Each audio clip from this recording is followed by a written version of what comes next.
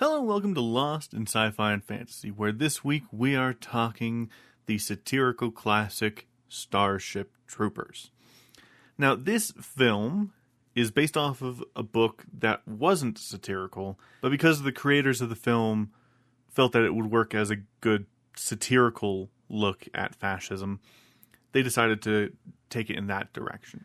You know, that's the story everyone knows of Starship Troopers. Sadly, a lot of people are starting to lose that satirical look at Starship Troopers and are just kind of looking at it kind of like the book wanted you to look at it, as like, oh yeah, this is good. This isn't showing how stupid this situation is.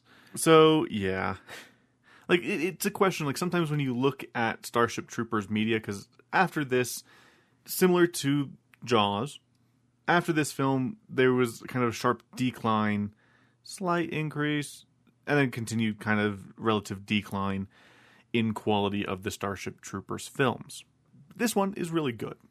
It's a question whenever you look at Starship Troopers media, or media that is inspired by Starship Troopers, as to whether or not it gets the satire, or if it's taking it too seriously. For example, like Helldivers, I believe that the creators of the game definitely got the satire, but the people playing the game sometimes don't. Like, because of the fact that most of the game, like all the satire parts are just kind of like a cutscene that you can skip at the beginning of the game, it's very easy to kind of lose the edge, you know, the point of the satire.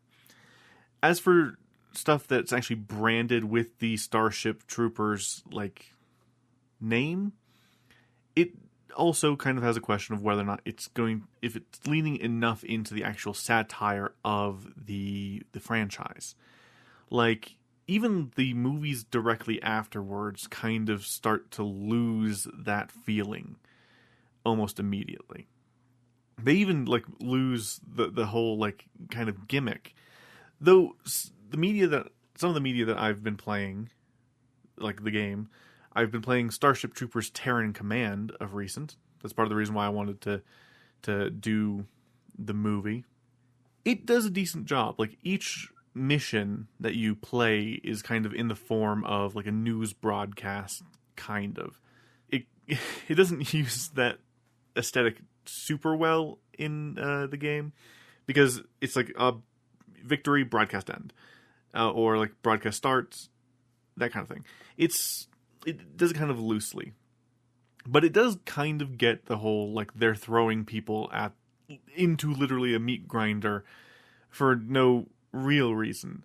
But it also loses some of that edge because of how many victories you're technically getting. Now the tutorial of the game gets the message and like the feel right, because it's kind of a RTS recreation of one of the scenes in this film, like the opening scene of this film, which is the invasion of Klendathu. I don't know if the opening of the game is actually specifically that, but what you're doing is you're controlling a troop of people as you go through, and the mission is a complete and utter failure, and the people you're controlling die because it was a very poorly planned shit show from the start. But the missions almost immediately after that, they lose some of the edge because they're missions that can be won, not too difficultly. But it still has the like disregard for like people. So there's, you know, like these things where there's citizens running around. Or I guess technically they might not be considered citizens because, you know, to be a citizen you have to join the military. I don't know. They're colonists, and they do not give a single fuck about the colonists. Like, if they survive, cool. If they don't, whatever. They have like little care. And also, they do have cars in the game that look a bit like Cybertrucks, which I found very funny. But anywho, in this movie, it's a big thing about like the special effects as well as the kind of messaging is trying to get across through costume design and the actions of the characters.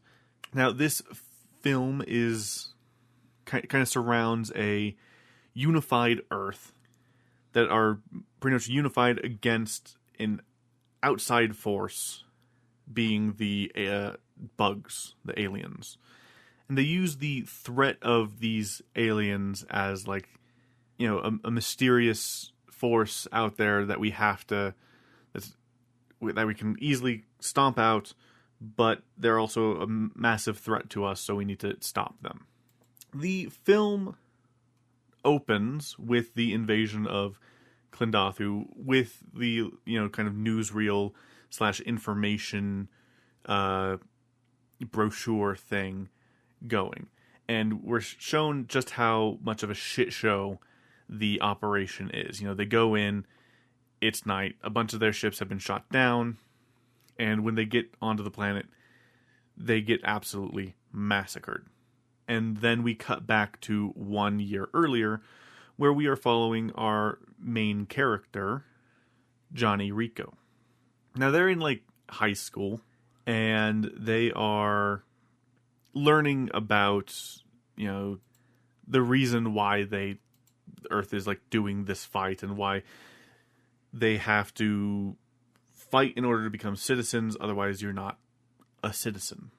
Now, him and his friends are, you know, they're the, like, popular people. He has this weird, like, love triangle thing going on between his friend Dizzy and his girlfriend Cameron, and they all decide to enlist in different branches of the military, except for Dizzy.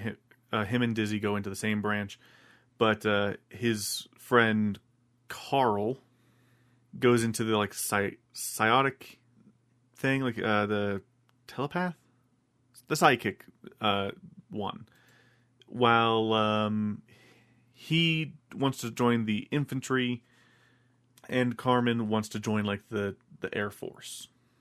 So they each kind of enlist in their own things.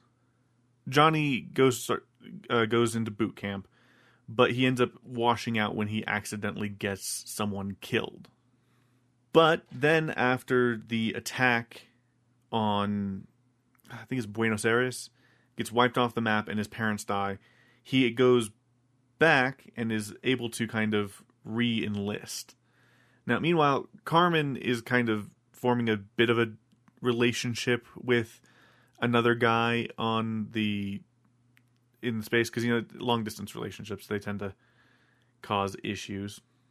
But then they are shipped off to Klendathu, and that's where we then see kind of a slightly different angle of the invasion. So the opening version of the invasion was from the perspective of, like, a wartime news reporter, like an on the ground, in the middle of it, news reporter who ends up getting killed.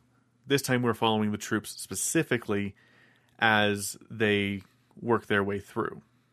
And while the main landing was a failure, it's seen sort of as a success because they do still have people on the ground. While the main landing was a failure, they kind of fall back and are able to kind of lick their wounds. Johnny gets fixed up in, like, a back-to-tank-esque thing, and he's, you know, patched up, and they ship out to do a second attempt run. And this is where we find out that his teacher that was talking to him about, like, being a citizen and whatnot is now his commander. So they make another landing attempt, this one much more successful, and they start working their way through the planet, killing bugs and going on. Him and Dizzy have a intimate moment, and they get together. Then the next day, they go and find an abandoned outpost. They look around and they're not sure, like, what happened at this outpost, and they start kind of securing it to try to hold it. But they start seeing something odd. There's a guy that has a hole in the top of his head, and there is this theorized idea that there is something bigger behind the bugs. You know, a lot of bugs in nature have, like, a queen or some kind of hive mind going on behind it. But they don't have any confirmation of this because, again, their intelligence is like 0 as to like what their enemy actually is. But they do their best to try to secure the fortress, but their best is not very good as a massive swarm of enemies charge the base and start to, well, climb over the dead bodies and breach the wall. The pilots come down to rescue the survivors of this attack, and Dizzy sadly dies in the back, stating that she was at least happy that she had him. They hold a funeral for her, and then an operation is put together to try and secure these theoretical brain bug. Also, during the fight, his teacher also died to save them. Some of their ships up in space do get shot down, including the one that Carmen's on. They make kind of like an emergency landing down on the ground as they're working their way through to get to the brain bugs. Her and her kind of maybe pilot boyfriend get captured by the bugs, and he gets his brain sucked out by a brain bug. They're able to go in and rescue her, Rico and company. As they're coming out, they see that a different company was able to go in and get the brain bug and capture it. Afterwards, it's declared that the brain bug is scared, and they have a new found sense of purpose in this war. That while they're no longer like mindless things, they can feel fear and they can be defeated. And that's where the movie ends. The overall film is quite good. The satire, the would you like to know more, the kind of like newsreels propaganda that we get to see, they're fun to watch.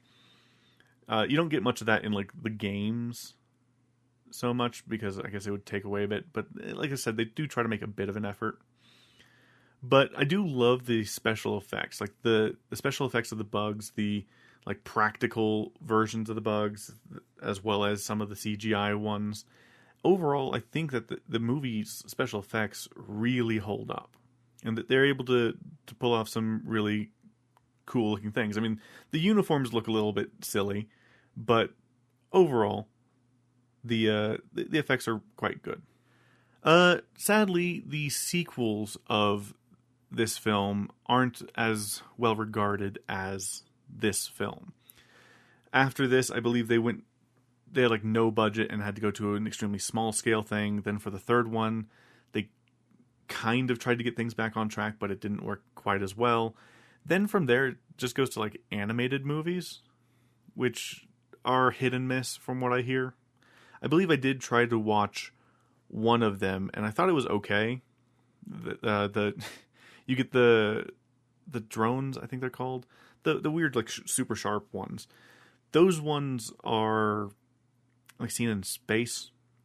Yeah, it's weird, but yeah, it's sad that the franchise kind of followed the trajectory of we need to cash in on the success of this one as much as possible, and they ran it into the ground almost immediately. And it's surprising how little like game media was really around. There was at least a first-person shooter and a RTS game from back then, or at least kind of around then, but nothing that really had the feel or was really generally regarded as good. Right now, there's actually like 3 different, like Starship Troopers after Helldivers has had like a massive video game resurgence of late. There's, I think, Extraction, Starship Troopers Extraction, Terran Command, which is the one that I've been playing currently. And then there's a VR game coming out that seems kind of cool. Like, it's having a weird, like, video game resurgence at the very least. Like, well, it's not getting any, like, movies made or anything like that. It's still getting decent media. But again, whether or not they get it is still under question. But, it's something that will be figured out once it's consumable. With that said, I think that's all. Another short one this week. I'm just trying to get these episodes out as fast as I can. It's work, and it's taking up a lot of time until I can build up enough personal time, and that's kind of how it's going to be. But yes, we're now properly out of spooky season, so yeah. With that said, though, thank you guys so much for listening. If you guys liked this and are listening on YouTube, feel free to give it a like, comment, subscribe. Otherwise, feel free to rate, review, and share it with your friends on any podcast catcher of your choice. With that said, though, once again, thank you guys so much for listening. I will talk to you guys next week. Goodbye.